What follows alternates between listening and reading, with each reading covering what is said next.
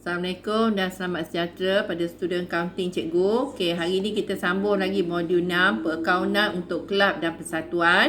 Dan hari ini kita akan belajar perbezaan antara perakaunan kelab dan persatuan dengan perakaunan bagi entiti perniagaan.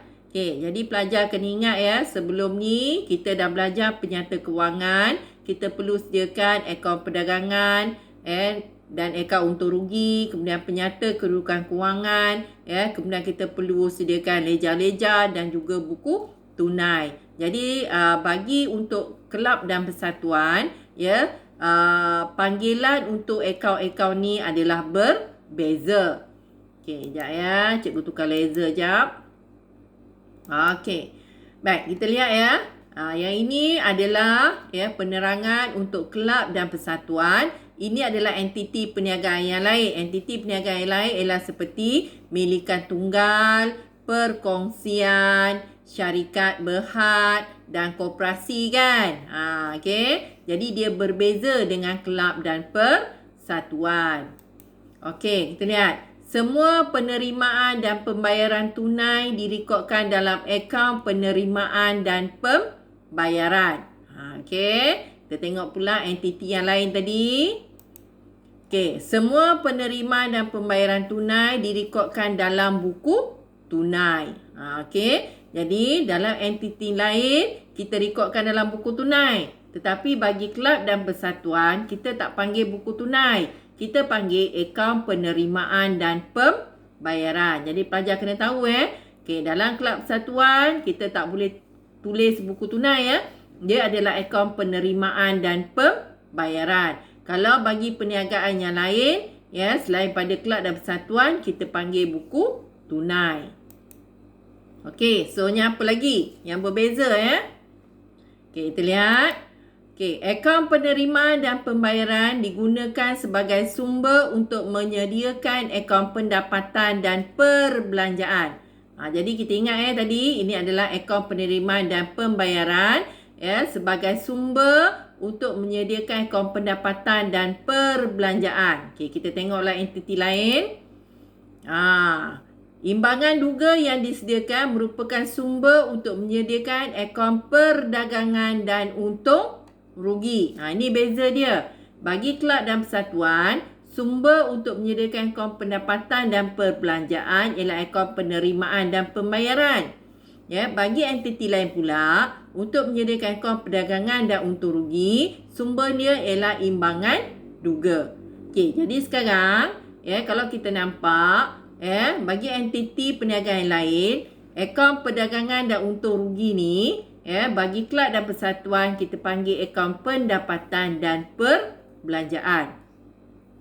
Ya. Okey. Soalnya terlihat lagi perbezaan dia. Okey, kita lihat ya. Semua pendapatan dan perbelanjaan hasil direkodkan dalam akaun pendapatan dan perbelanjaan. Okey. Lebihan diperoleh jika pendapatan hasil melebihi belanja hasil dan kurangan diperoleh jika belanja hasil melebihi pendapatan hasil. Okey. Jadi dalam akaun kelab dan persatuan, akaun pendapatan dan perbelanjaan sama dengan apa dengan entiti perniagaan. Okey, kita lihat.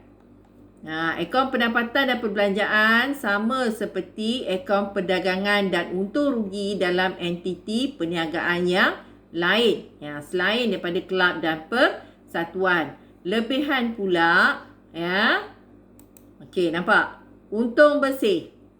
Dalam kelab dan persatuan kita panggil lebihan. Dalam entiti perniagaan yang lain kita panggil untung bersih. Dan kurangannya agak-agaknya apa pula? Ya, rugi bersih dalam entiti perniagaan yang lain. Okey, soalnya kita lihat pula komponen penyata kedudukan kewangan bagi kelab dan persatuan dan juga entiti perniagaan yang lain. Okey, komponen dia aset, liability dan dana terkumpul. Okey, nak cari formula nak dapat dana terkumpul, aset tolak liability sama dengan dana terkumpul. Kita tengok entiti perniagaan yang lain pula. Ya, komponen penyata kedudukan kewangan bagi entiti perniagaan. Okey, aset sama. Yang kedua apa dia? Liability pun sama. Okey, dan seterusnya equity pemilik.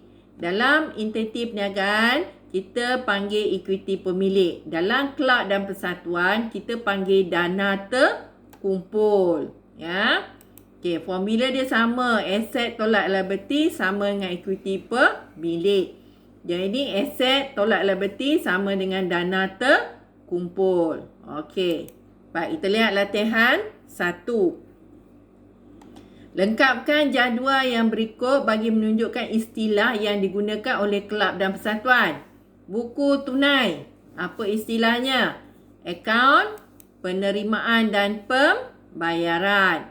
Akaun untung rugi. Dalam kelab persatuan kita panggil akaun pendapatan dan perbelanjaan. Untung bersih kita panggil apa? Lebihan. Rugi bersih kurangan. Dan equity pemilik dalam kelab persatuan kita panggil dana terkumpul. Okey, latihan 2. Akaun penerimaan dan pembayaran disediakan untuk menghitung. Ingat ya, akaun penerimaan dan pembayaran ni ialah sama seperti buku tunai. Jadi, tujuan menyediakan akaun penerimaan dan pembayaran ialah untuk menghitung baki akhir tunai. Kerana fungsi dia sama seperti buku tunai. Okey, pilih pasangan yang betul. Lebihan. Bukan kan? Dana terkumpul. Modal. Akaun pendapatan dan perbelanjaan, buku tunai. Akaun penerimaan dan pembayaran, akaun untung rugi. Mana jawapan dia? Ya, jawapan dia ialah B. Dana terkumpul ialah equity pemilik ataupun modal. Okey, latihan 4. Istilah manakah yang mewakili equity pemilik bagi kelab dan persatuan? Ini tentu pelajar boleh jawab kan? Jawapannya ialah dana terkumpul. Latihan 5. Dana terkumpul dikira dengan menggunakan rumus. Rumus apa? Ya, aset tolak liability. Okey, sekian. Terima kasih.